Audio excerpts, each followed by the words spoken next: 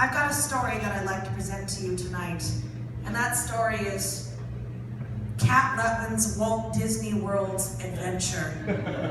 Now I know you can definitely see the faces that I created so wonderfully with my artistic skills from far away in the audience. This is me as a child, you can tell because I'm smiling. This is me as an adult because you can tell that I'm blowing cigarette smoke into the face of Mickey Mouse. Let's get started, shall we? Here we are. World is a big term. It denotes something completely encapsulated, yet impossibly expansive. Cities have limits, countries have borders, but worlds have only themselves. This is why Disneyland is in Anaheim, California, ringed by liquor stores, strip clubs, and $6.99 buffeterias. This is why Disney World is actually not in Orlando, Florida, as is advertised, but Buena Vista, Florida, which is the brand name frequently used to amalgamate the various divisions of the Walt Disney World Company. The liquor stores, strip clubs, and $6.99 buffeterias are in Orlando. Walt Disney World is in Buena Vista. As it turns out, it is the Vatican City of deep-fried turkey legs, and as it turns out, Christianity as well. I've been to Buena Vista, Florida 25 times. I'm 29 years old. And I've been to Orlando once. For the record, the Orlando excursion was to an open-air outlet mall that my parents had heard was pretty cool. I got a Liz Claiborne hat that, like Orlando, I only experienced once because the granddaughter of German playwright Bertolt Brecht told me I looked stupid in it. But you know, that's Brecht for you, right? Guys, Caucasian jock circle, okay. The first time that I ever went to Disney World, I was 6 years old. So, for the mathematically inclined members of the audience, yes, that means I've gone to Disney World twice in 1 year, more than once. But the first time, unlike many times thereafter, was a Christmas gift. And unlike the many times thereafter, it was 1994. It was one of the first years that my dad's company was able to turn more than just a livable profit. And my father, having come from a poor farming family from Essex County and was no stranger to subsistence living, wanted nothing more than to shower his family with abundance. And my mother, having come from an even poorer naval family, not that it's a competition, wanted much the same. And until that Christmas in 1994, I thought I just wanted snacks. Like a lot of snacks, like just so ever so very many snacks. But with the revelation of a trip to the fabled, wonderful world of Disney, I knew there was one thing I wanted more than anything else, one thing that I had never even hoped to entertain as a possibility. I wanted to hug Princess Jasmine, and I wanted to tell her that I thought she was the most beautiful woman in the world. Not in a sex way. Even though all the princesses during that age could be lovingly described as having impossible tits. But in a way that made her know that she was everything to me. I mean, she was smart. She didn't need snacks. She had a tiger. She was everything. And we drove to Disney World in 1994. I spent 24 hours in a car with my mom and my dad and my brother, who made us listen to the instrumental soundtrack to Back to the Future for a real good chunk of that ride, because I mean, who needs words when you've got Alan Silvestri? And we watched the seasons change as we wound our way south, from the blizzards of Ontario to the chilled foliage of Kentucky, to Georgia, the state whose weather always makes you feel like you're just getting over a fever, and then Florida. Florida. Florida, with its summer and the winter. Florida with its palm trees and sea salt.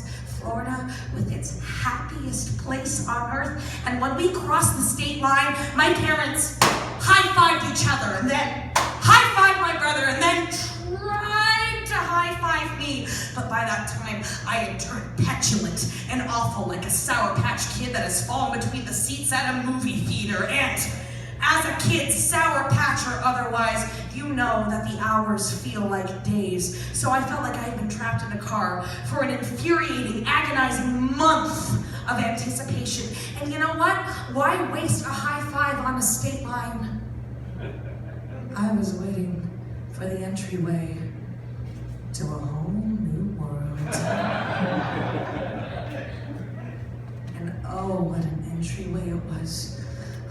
I mean, colors, like a pack of Skittles just tossed with joyous, sugary abandon to every surface, told with operators with smiles the size of the Mickey Mouse gloves they were mandated to wear, and for reference, that's pretty goddamn big. And music everywhere, music that said, it's a great, big, beautiful tomorrow, shining at the end of every day. And it was.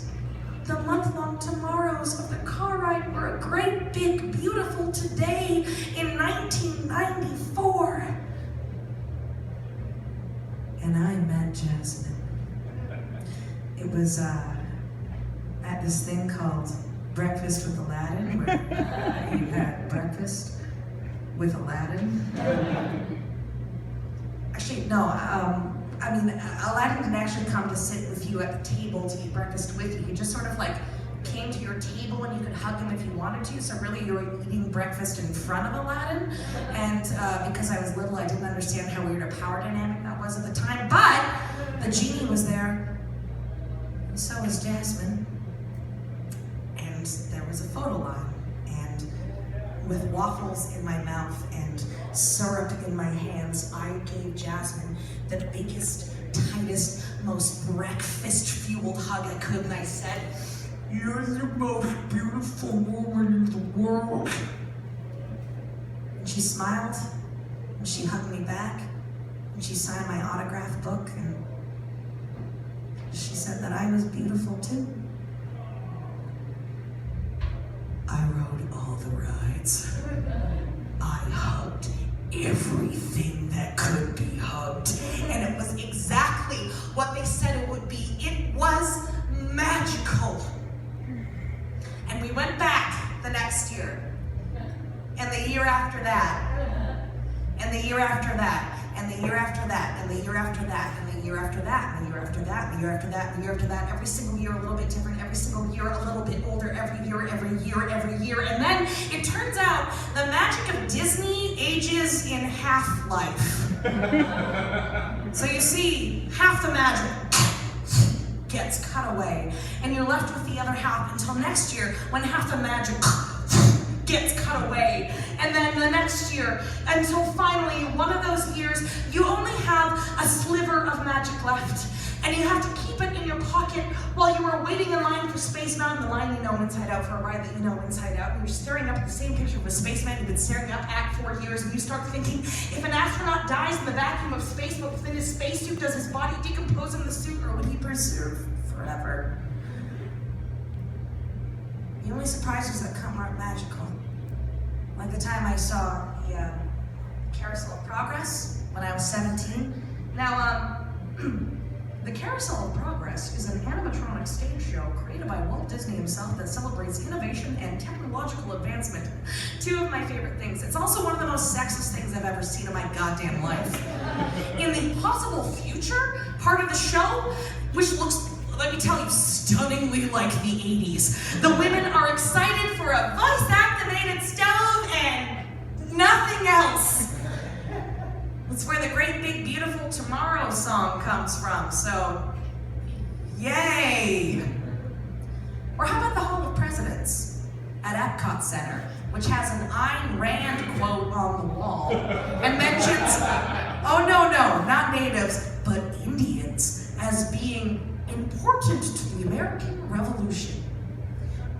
The Hall of Presidents is part of the World Showcase, which has many delightful versions, tiny versions of different countries you can visit, including Canada, Japan, and Africa. Speaking of which, if you go on the Kilimanjaro Safari at the Animal Kingdom theme park, the white driver greets you with a chipper, "Hey y'all! Welcome to Africa! Here in Africa, we say Jumbo! Can y'all say Jumbo?" Jumbo. Princess Jasmine isn't real, but racism sure fucking is. The magic that I had felt, which had crumbled by half every year, had been repackaged and sold to littler girls who every year and every year after I would see in their princess dresses made of crinoline and the kind of joy that can only exist in a vacuum, absolutely enthralled in an absolutely the same way I was. And as a teenager, I wanted to yell at the top of my lungs, "Don't you see this is a sham? This is all a sham!" While careening down Splash Mountain, which I will say remains a super fun ride, to be real, but it is also based on the film Song of the South, which has been banned by Disney because it's all about how great it is to be in black servitude to white children. So instead of screaming this question, from the top of this literally highly problematic flume ride, I thought I would ask my parents.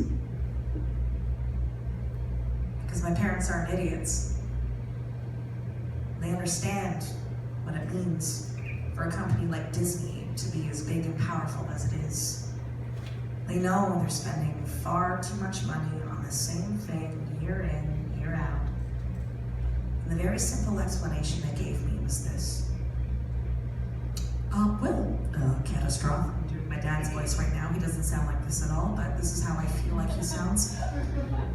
Catastrophe. When we were kids, we'd see commercials for Disney, and we thought, well, that can't exist.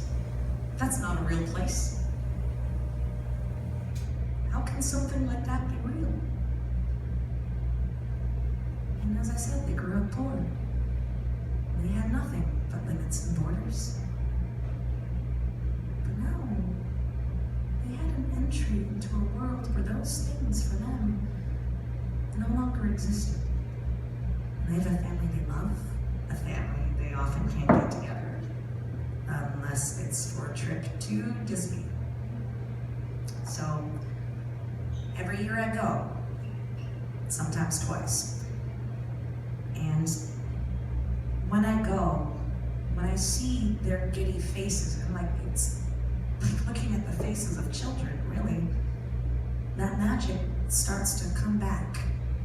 And it appreciates not in half-life, but in incremental moments. Moments spent in a world not created by Disney, but created by love. So maybe there's still time for that high five. Thank you.